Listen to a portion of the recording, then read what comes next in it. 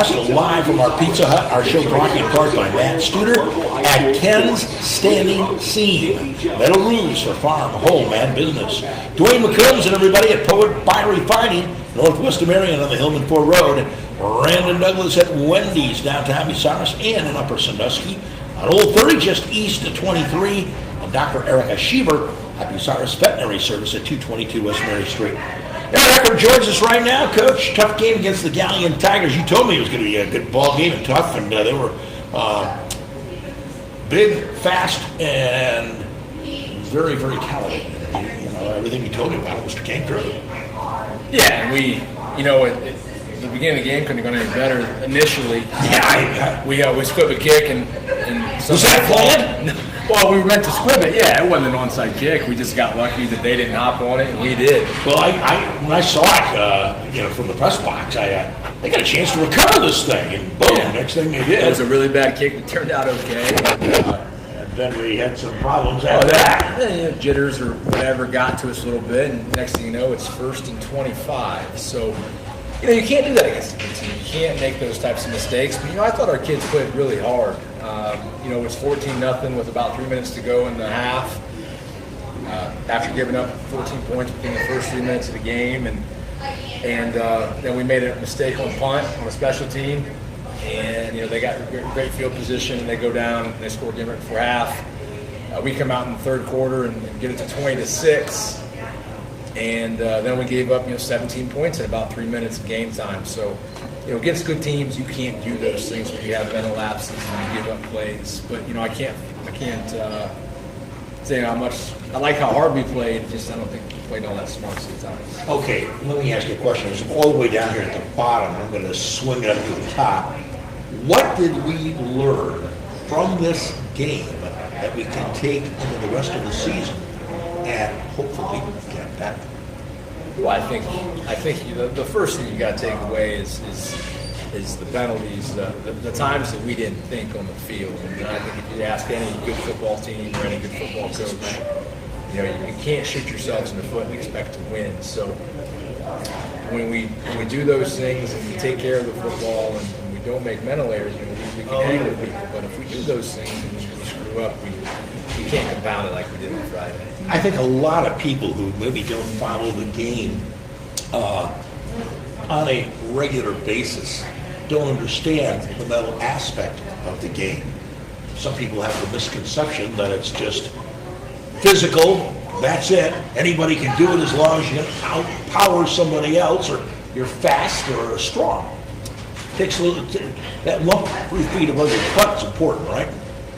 Yeah, and that's something that we need to do a little better job of is just kind of thinking the game and just being aware of the scenario and what's happening, and that's something we talk to the kids about. And I watch film on Saturdays and try to get a little bit better at it. But at the same point, we're trying to help these young men become better people and trying to bring it to life. And there's so much more that goes into football than just beating people's heads together. So. 167 yards is not horrible.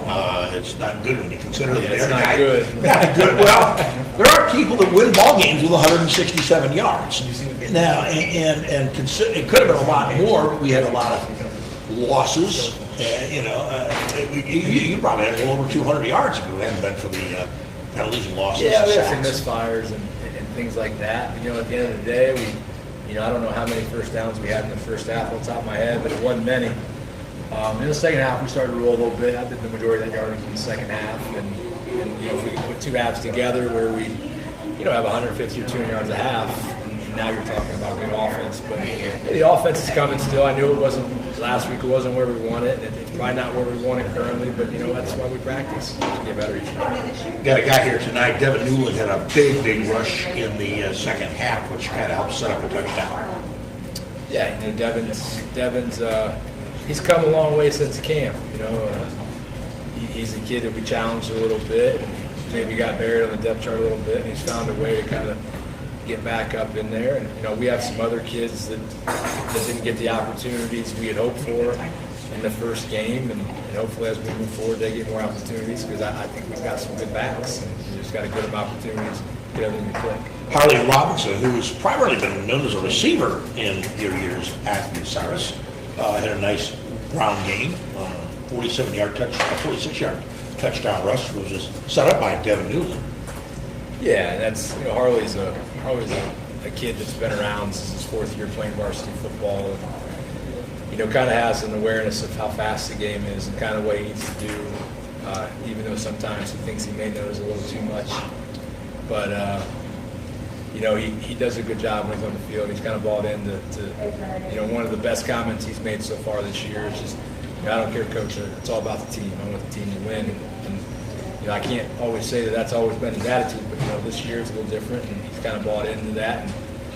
And obviously we need to do a better job of getting him the football because he touched it 5 times and 2 touchdowns. So, Galleon, 17 unanswered points in less than 3 minutes in the second. Yeah, you could say they had 14 or whatever it was in the first 3 minutes of the game. So, we go in short spurts where we gave up some points, and we got to cut those things out if we want to win. Harley, we were talking about Harley. Harley had another touchdown called back because of a penalty, and again, mental mistake. We did. We tried to do the flying squirrel block after Harley was already in the end zone for some reason in the kid's back. So, those are the little things. But that wouldn't have been somebody that was here tonight, right? Oh, it was. I just saw the eyes dance down the table there. Can't fault the kid's effort. He's trying to make a play. That's one of those things we got to be smart. You could say that about a lot of things. There's a play where we drop a touchdown pass in the end zone at the other end of the field, and even if we catch it, it gets negated because we have another kid on the line and he's not supposed to be. So there's little things like that. You throw in 2 more scores of chances that we're in the end zone, and it's a little different game. But you can't play that what-if game. It's facts on the field. So all right, we're going to talk to the players. We're going to come back and talk to you about the future. A very interesting game coming up with an old colleague coming back.